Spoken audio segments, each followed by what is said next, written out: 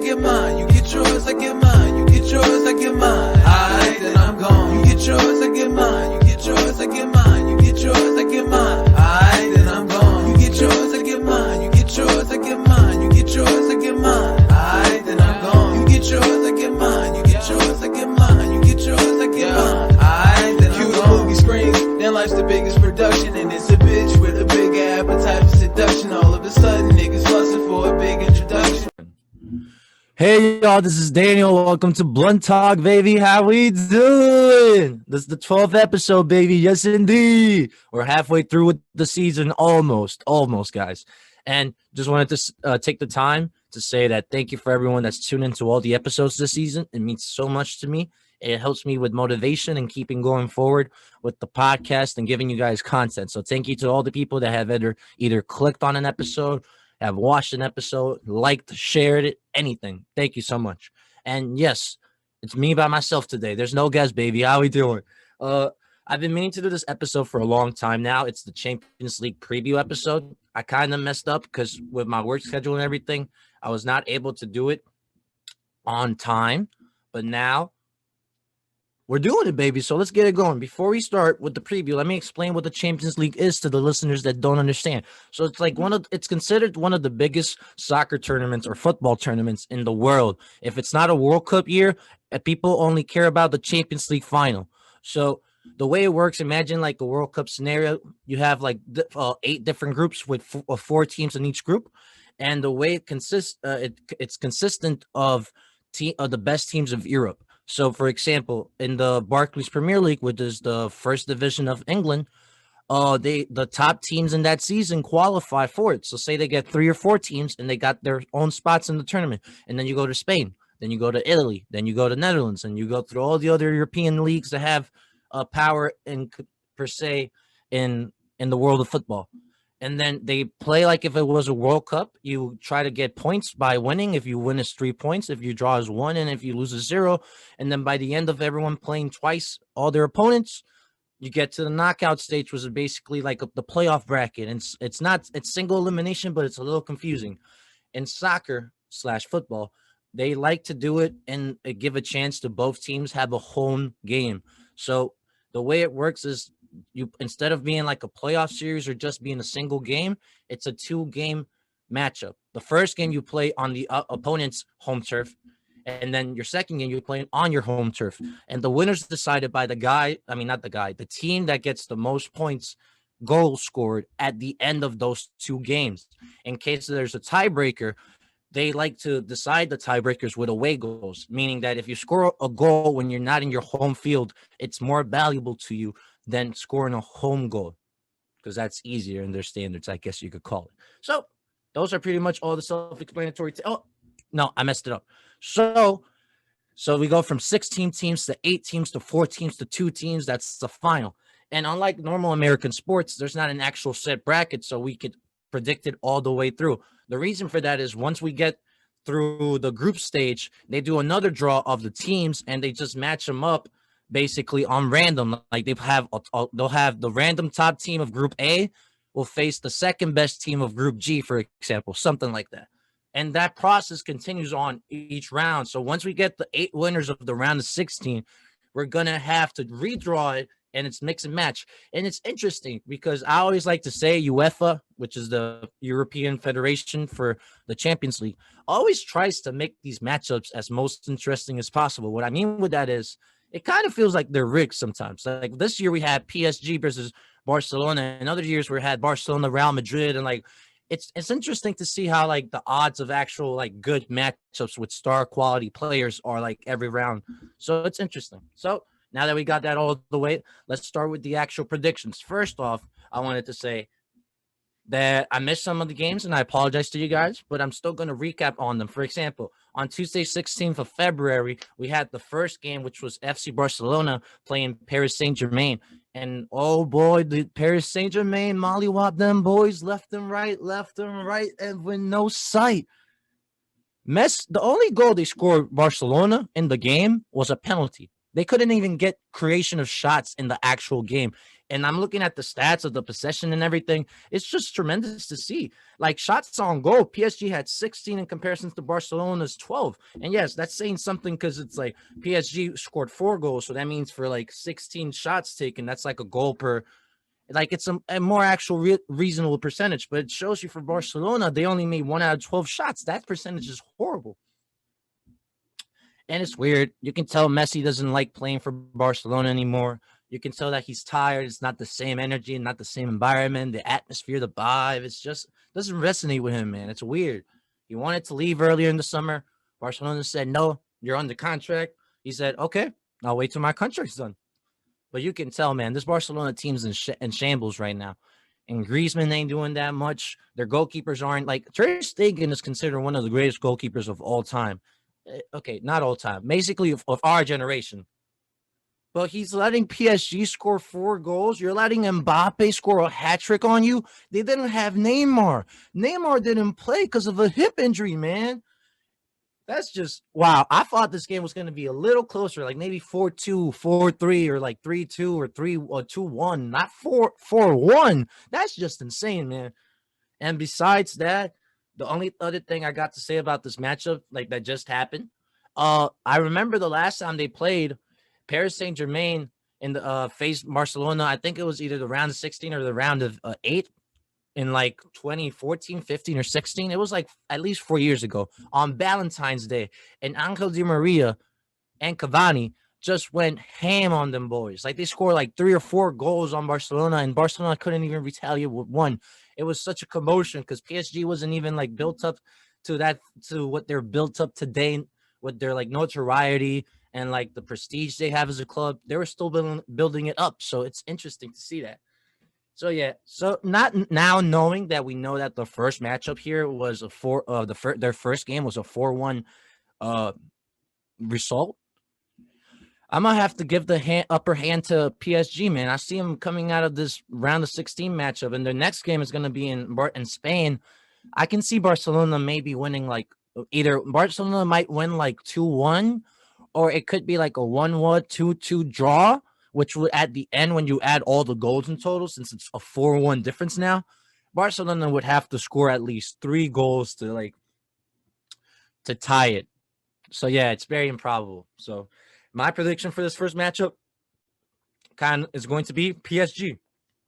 The second matchup we got that happened February 16th, that which was Tuesday, was RB Leipzig, and I believe in German it's Rasensport Leipzig. They're one of the many Red Bull teams that like in the world. You got like Red Bull Salzburg, you got the New York Red Bulls, for example. Yeah, I got a jersey right there in the bag, actually. That's perfect. They played Dortmund. And the result, no, my bad. I messed it up. Leipzig played Liverpool, and Liverpool is a team that has been facing so many injuries and coronavirus issues, being in like one of the hottest zones in like England with the virus and everything. So they couldn't even play in England for this first game. I mean, and Germany for this first game. They had to go all the way to Budapest so that Leipzig could have a home field advantage game, just because Germany didn't want to let the British teams into their city and country, and it's pretty understandable. The pandemic's still pretty serious, and each country has its own sets of rules. But it puts Leipzig into a disadvantage, which shows you because the first game that they played ended in a 2-0 result. And I'm not trying to say that Leipzig would have stand a better chance against Liverpool, because at the end of the day, Liverpool has had so many injuries. They don't have center backs. They don't have defenders, actually. They're playing midfielders at defense now. That's kind of crazy. And they're still able to win with no issues and problems at all, man. So it's kind of interesting to see how this is going to work for the majority of the tournament, because we also got the Manchester City versus Borussia Gladbach matchup, if I'm not mistaken. Yeah. And that's another British and German team playing one against each other. So they got to do the Budapest thing too, man. So I'm intrigued to see how this works. I really am. Liverpool, I'm surprised they actually won 2-0, because it's not anything against them. It's like their run of form recently hasn't been like the greatest. They've been struggling against a couple teams in the league. Of course, they have the injuries and the coronavirus and everything, but it just didn't look like this was their season. They're like they had their heads in the game. You know what I mean? But Leipzig just sold Timo Werner. they're kind of going through a rebuilding process in the sense that they still have a good team, but they don't have that one guy they want to call their star. They got a good roster, though. They got people like Sabitzer. They got Campbell. They got my boy Joseph Poulsen on the top. They got some good center backs. One of them, Ibrahima Konate, I think is his name. No. Dayot Upamecano just got sold to FC Bayern Munich. It's just how it works in Germany. So, yeah. As for my prediction for this matchup, I'm gonna have to give it to Liverpool, man, because the next game is going to be in England, and the Liverpool is one of the teams that has the most fans in their stadiums right now, as it stands.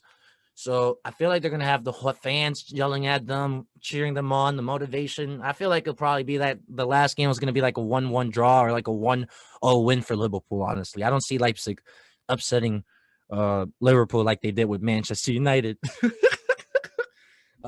Now on to the next two games that had happened last week. Apologies. On Wednesday, 17th of February, we had FC Porto play Juventus.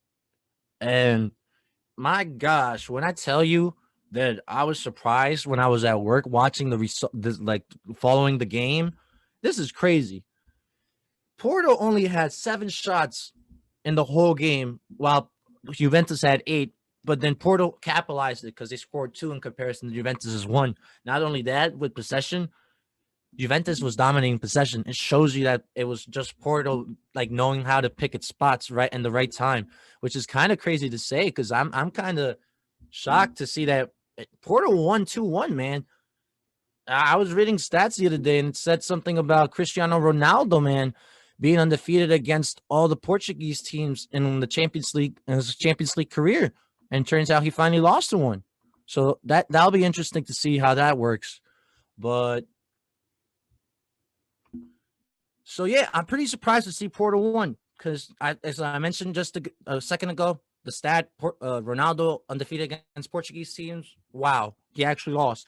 And Ronaldo wasn't even the guy that scored for Juventus. Federico Chiesa, a young Italian stud that I've been peeping because I play a lot of FIFA and I know this kid has potential just because of the ratings in FIFA he's had and the stats he puts up on the box score when he was in Fiorentina, I believe it's the other team in Italy he was. And then Juventus bought him. This is his first year there, scoring a goal for the Champions League for them. That's pretty big. That's pretty big in my opinion. As for my predictions for this matchup, because this is the problem. Porto is having a great season in Portugal. They have a great coach. I don't know how to pronounce the name. I'm not going to butcher it. But their coach has turned the team around. They got people like Marega and Taremi scoring like over double digits in Portugal. I can't even imagine if you count like their Champions League goals at the same time. Like that's just crazy. And those guys aren't that efficient or proficient scorers. And you getting them to be that is a step forward in the right direction, man. So we'll have to see how this works out. My prediction is still going to be at the end of the day. I feel like Juventus is going to win the second game like a 2-1, 3-1. Because I feel like they got too confident and cocky and they didn't think about like, oh, they're actually going to beat us. So that's my opinion for that one. And the last matchup of a game that I didn't see, but it already happened, was the matchup between Sevilla and Borussia Dortmund, a German versus a Spanish team. Sevilla is known for being one of the greatest Spanish teams in the Europa League, which is the second division tournament to the Champions League, where the second best like teams go. They've won it 3 times in the last 5 years. That's pretty impressive in itself. But every time they made it to the Champions League, they just got eliminated in the group stage. And I was like, okay, so it just feels like they are either not deep enough or they just don't have the stuff to get over the hump. Wissam Ben Yedder is one of their strikers, if I'm not mistaken. No, I'm messing it up. Wissam Ben Yedder's in Monaco now. They got people like Suso now at the wing, was a really great player for them. I like Suso. They got people like Luke de Jong. I believe, if I'm not mistaken, that Luke de Jong kid is the guy that was in PSV back in the day and got sold to Sevilla. They just picked up Alejandro Gomez from Atalanta, and that guy's a stud. Oh, my goodness. These guys and they have a decent defense. Diogo Carlos, James Kounje. I hope I pronounced it right. It's just not enough, man. Even though Dortmund this season has been very iffy, they're not. I don't even think they're top 3 in the Bundesliga this year, which is pretty impressive to see them not actually be a top 3 team in the league. Everyone knows that Dortmund has the kid. I think he is either from Norway or from Denmark. It's Erling Haaland. He's like a 20-year-old potential stud. He's scored so many goals, like it's nothing last season. This season, he's not having that great of a season, but he's still scoring. It's decent efficiency for them. That Dortmund's got kids that will make it a problem to play against. So I'm not surprised that Dortmund ended up winning this game 3-2. They got Sancho, the British kid from the Man City and Man U academies, and then just went to Germany, and now everyone wanted him and whatnot. They got a roster. Marcos Royce. They still have Matt Hummels, Rafael Guerrero's a decent fullback that can play an attacking position too. Their goalkeeper, isn't their goalkeeper what's the name of their goalkeeper? Because I'm blanking on it. It's the Buruk or Burki. Roman Burki is their goalkeeper. Yeah. And he's a serviceable goalie. He's not going to be in the top tier of the goalies, but he's going to be in that mid tier. And he's still going to be supportive and for your defense. If you bring in people like Hummels and Akanji in that defense, like, sheesh, you're in good hands, man. That's my opinion. As for a prediction for this matchup, even though Dortmund hasn't been in the best run of form at the moment, they won 3-2 the first matchup. And Sevilla, I feel like they're just going to get outclassed in this matchup. So I see the next game being like a 1-0, like very defensive driven, like very tense, like slow, melodical game from Dortmund. So I feel like Dortmund's going to advance to the round of 8 after this with a 1-0 win for the next round. And that's it for the matchups that have already had their first game happen. So now we're going to go into the matchups that will be happening this week. Hopefully, this will be out by tomorrow, guys. And today is February 21st. So by February 22nd, this should be out, guys. So we'll see how this goes. Tuesday, 23rd of February, this Tuesday, we got Atletico De Madrid versus Chelsea. Now, let me just say this. Don't get me wrong. I love Chelsea. They made some great moves this offseason. They brought in a lot of players, spent a lot of money trying to get this roster. But they changed their coach midway through the season. And it always bothers me when teams do this in soccer because the fit and the vision that the previous manager had for those players, that completely switches now. So it can take some teams some time to build up. Chelsea's actually turned it around, at least in the Premier League. But I don't think they got what they need to beat this Atletico Madrid team. I was a big doubter of this Atletico Madrid team once, like, people like Griezmann and like all their like good stars, like Costa's another person, like started getting like old and like regressing on like talent wise. They brought in Luis Suarez, who's I'm still surprised Barcelona sold. I mean, I get it, they needed money, but like to a rival in your league, that's just weird. And he's having a good season for them. And they still got the kid, João Felix. They got Koke in the midfield. They got Saul in the midfield. They got a good defense. They don't have Godin anymore, which I thought was going to be another thing affecting them. But they got Mario Hermoso. They got Stefan Savic as another center back I can mention, Jose Maria Jimenez. And they got arguably the greatest goalkeeper in the world, John Oblak. I'm sorry, but he is, man. There's nothing you can defend. I don't want to hear you say Neuer is a better goalkeeper. De Gea's not a better goalkeeper. Ter Stegen's not a better goalkeeper. And you bet your butt that Alisson is not a better goalkeeper than John Oblak at the moment. That's just my opinion. So, fun fact, last time that Atletico Madrid was on top of the league, you know who they faced in the Champions League that year? They faced Chelsea. You know how, if I'm not mistaken, they won like 4-1 the whole 2 matchups. And if you think about it, Atletico Madrid is on top of Spain right now by like 10 points. They're just killing the game, man. I don't know. I got to go with Atletico Madrid. So this first game is going to be in a neutral place because Spain is not letting them do the same thing that happened with the German teams with British teams. And this being the other British team. So that's their decision for it. I gotta give it to Atletico Madrid in this scenario. No matter if it's away goals or home or like on not playing in their actual home field, or if it's Chelsea, the team that's not playing the home field, I just gotta give it to Atletico Madrid just because I know they actually been successful in the Champions League before. They still have Diego Simeone, who's a great manager in soccer, deserves more love and appreciation from a worldwide perspective. That's just my opinion. I feel like he doesn't get mentioned as one of the greatest managers when greatest managers conversations are brought up in like a barbershop or whatever. So yeah, Atletico Madrid wins this like 3-1. This is gonna be close though. It's not gonna be a mollywop session this time, but I feel like it'll be probably like 4-2, 4-3 total score. Because because Atletico Madrid can score. Like Chelsea's goalkeeping is going to be the problem. Like their whole Chelsea's attack is good. Their defense and goalkeeping has always been the problem right now. So yeah, I see Atletico Madrid scoring more goals here. Now, the most unfair draw in this whole round of 16, in my opinion, has to be this one: FC Bayern Munich versus Lazio. Because don't get me wrong, man, I love Lazio. I'm always here for the underdog. It's the first time they've been in the Champions League in like 20 years or 10 years or something like that. Like, sheesh, man. That it means a lot to them and their city in Italy. They got Ciro Immobile and Sergej Milinkovic-Savic, who are two great players in my opinion.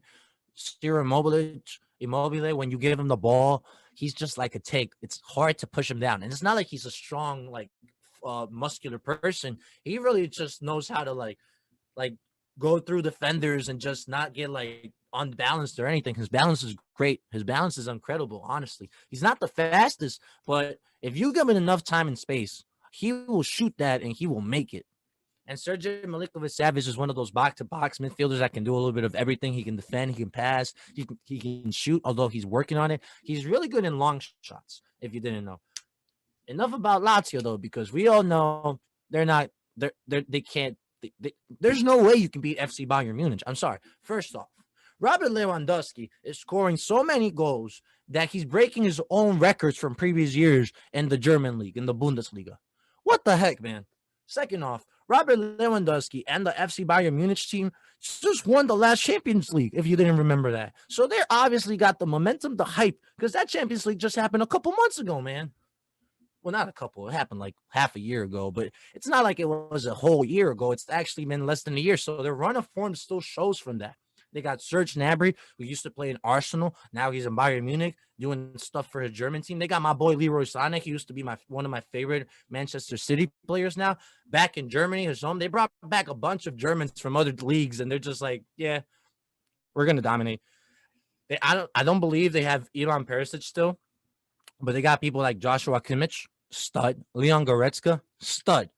The defense, I mean, Boateng ain't what he used to be, but they got people like Nicholas Sewell, Benjamin Pavard, David Alaba is still there. I don't know what's the situation with Alphonso Davies, the Canadian sensation. That kid's gonna be a bright star in the future. He got injured though, so I really hope for a speedy recovery for him because he's a stud and he's only like 21, 22, man. And they have Manuel Neuer. Manuel Neuer has been always considered from late 2000s, like 2008, 2009 till now. He's been considered like one of the greatest German goalkeepers in the history of soccer. And he deserves the title. The World Cup he won for Germany, first off, the way he's been able to be in goal. I don't even know how old Manuel Neuer is exactly, but like this man has been playing for a while now, man. It's crazy. So I see the first game this Tuesday. I see that first game being probably like a 2-1 game because it's gonna be it's actually gonna be in Italy. So Lazio has the home field advantage. So I feel like they'll get at least one goal against the Bayern Munich. But going back to Germany, oh boy, they're probably gonna smack them 3-0 if I'm being honest. So this is gonna probably be like a 5-1 draw for the matchup. So yeah, I got Bayern going up. Now the last two matchups we got. On Wednesday, 24th of February, we got Atalanta versus one of my favorite teams of all time, Real Madrid. Now, this is the thing, bro. This is the thing. Real Madrid is not Real Madrid anymore. Ronaldo left. Their stars that they kept are getting old now. And they haven't done a good job in bringing in like a new generation of younger talent. Like, sure, they got people like Marco Asensio. They got other younger players in the team like Vinicius Jr., like Rodrigo. Like, they got some players with some potential and some talent. But, like, it feels like they're still holding on to those veterans. Like Toni Kroos, over 30 by a bunch now. Luka Modric, he should retire soon. You got who else? Benzema? Benzema's really old now, man. Not against him, but he's old. Eden Hazard, he's in his younger 30s now. Who knows? And Eden Hazard is not the Eden Hazard we all knew and loved back in Chelsea. He moved to Real Madrid, and now it feels like big money move. You know what I do? I just spend it. And I don't care for the sport. That's what it kind of feels, man, because he has not had the production or the actual on-field ability to display. Like you see him playing for Real Madrid, and you're like, what is he doing? Like he's not moving the ball swiftly. He's not making good passes. He does I don't know how would it be for soccer turnovers like it is in basketball, but every time I see him pass the ball, it's always a mistake, man. That's just my opinion on it. I don't like that. I don't like that. And he was supposed to be the Ronaldo replacement after they sold him. So it just shows you, man. It just shows you. And Vinicius Jr. plays the same position, and he's going to be probably a better player than Eden Hazard ever was. So I don't know if you want to maybe do something about that. Now focusing on Atlanta. Atlanta, the last 3 years in a row, has finished at least, not at least, I think they actually have finished the last 3 years in a row, third place in the Serie A, which is the Italian league. And they're a good team. They just sold their star player, Alejandro Gomez, to Sevilla, which I'm not a big fan of that move. They still got pieces in that team to put up a fight against Real Madrid, especially with this Real Madrid team being that bad that it is right now. They got someone like Ilicic, who's a attacker from the top of their formation. Because if I'm not mistaken, they play a 3 in the back. They play like 5, and then they play 3 in the top. But then the top guy is like a striker, and then they got 2 center forwards or something like that. They got Duban Zapata, who's another stacker that's going to be good for them. Gosens is a good midfielder. I was going to say, no, a good winger for them. The defense needs some work, in my opinion, but like they're always that one team that knows how to get to their spots and just be very proficient with it. It's very weird. Like every time you see Atalanta playing, like for example, Atalanta was the only team in the group stage to beat Liverpool. Liverpool, the team that's considered to be one of the greatest teams of all time. Yada yada yada. It shows you these guys are always on the underdog side of the matchups, but they always get the job done. And especially against a team like Real Madrid, sure, you can tell me all you want about Real Madrid's Champions League history and how they turn it up a different level when it's about the Champions League. That didn't happen last year. Sure, they won 3 Champions Leagues in a row a couple years ago, but it's not the same roster, man. It's not. It's not. So I can honestly, this is going to be my bold prediction, but I see Atalanta winning the first game 2-0, right? And the second game is going to be in Madrid. I say the second game is going to be a 1-1 draw, and I see Atalanta pushing up because Real Madrid's just in shambles this year, and I don't think Real Madrid's got it. I don't. That's my bold take. That's my huge prediction. Finally, the last matchup on Wednesday, 24th of February. We got another game, the last game that's going to be in Budapest. We got Borussia Mönchengladbach. I really hope I didn't butcher that. Against my Manchester City Citizens. For those who don't know, I've always been a Manchester City fan ever since I was growing up and finally getting into soccer. Real reason was because England was my favorite team. England was my favorite league. England had my favorite league with the teams that I followed the most. And not gonna lie, I saw Manchester City playing one day when I was little, and I saw that they had a light blue uniform, and blue was one of my favorite colors. And I was like, you know what? That's a team I'll root for. And ever since then, I mean, I kind of got lucky because they got the financial takeovers by the new owners, all these new additions and everything throughout the last years. We won the Premier League now. If I'm not mistaken, either 2 or 3 times in the last decade, which before that, we weren't even in the Premier League. We were the whole time in like the lower divisions climbing up. So yeah, Borussia Mönchengladbach, though, it's a team you got to watch out for. Alisson Plea, Marcus Schron. Those two are a problem, bro. And they have Ibrahima Traore still. I don't think they have Hazard's brother. I think Hazard's brother is now he's in Dortmund. Torgan Hazard is in Dortmund now. So they also got some pieces in defense, like Tony John Summers, their goalkeeper, and he's a very underrated and underappreciated goalkeeper. The Swiss Superman, man. He saves everything, man. It's crazy. He'll be diving left and right. It show you in the Champions League group stage, too. If I'm not mistaken, they're in the same group with Real Madrid, Shakhtar Donetsk, too.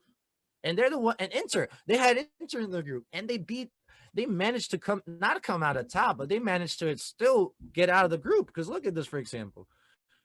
Real Madrid finished on top of that group with 10 points. Gladbach finished with 8. Shakhtar Donetsk finished with 8. And Inter finished with 6. Gladbach went 2 wins, 2 draws, and 2 losses in the group. Wow. They're very underrated and underappreciated. They're one of my up and coming teams that I feel like has the potential to make a run in the Champions League.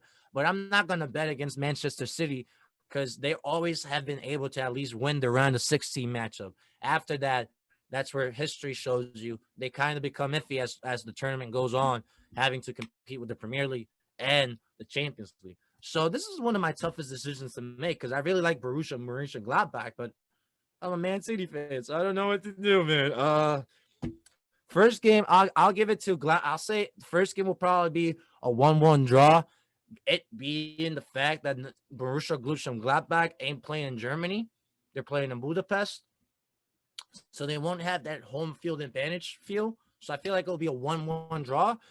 But I think Man City's honestly going to win the second leg of the draw, like a 2-0, 2-1. Yeah, a 2-0, 2-1. Or honestly, it could be a 1-1 draw, and then like it could be just decided by either away goals, because if the first game is 1-1, that means that it being in Budapest, Man City gets the first away goal. But then if Gladbach scores one in Manchester, that would mean that it's be tied on away goals, so they would actually have to go to an extra time. Or I believe it could be goal difference. But I'll say for now, Man City. So to recap on the 8 teams that I got advancing in here, I got Paris Saint-Germain defeated FC Barcelona. I got Liverpool defeating RB Leipzig. I got Juventus coming back and defeating FC Porto after their first loss. I got Dortmund finishing the business against Sevilla. I got Atletico Madrid mollywhopping Chelsea. I got FC Bayern Munich just making Lazio feel like they can't do anything in life. I got Atalanta with the upset of the century, even though they just sold their star player, but I still feel like they got it because they're one of those teams that's just a team. It doesn't matter about who does it. It's just all working together as a team. And lastly, we got Manchester City beating Borussia Gladbach in the last matchup. So I'm excited to see how the Champions League folds because it's one of the first times I've been doing my best to follow the Champions League from start to finish. I was following majority of those group stage games, and I was very excited and hyped. We had so many great matchups and storylines and narratives that were involved in this, so thank you. And that's pretty much it. It's a pretty short episode, I know, guys, but I wanted to get this out of the way before the Champions League got even more deeper, before I lost my opportunity to do this because I always really wanted to do this. So if you stayed around the whole time, thank you so much for listening. Thank you for tuning in, whether it was YouTube or SoundCloud. I really appreciate it. I apologize for any technical difficulties with my camera and the episode you're going to be seeing in it. And that's it. Peace out, people.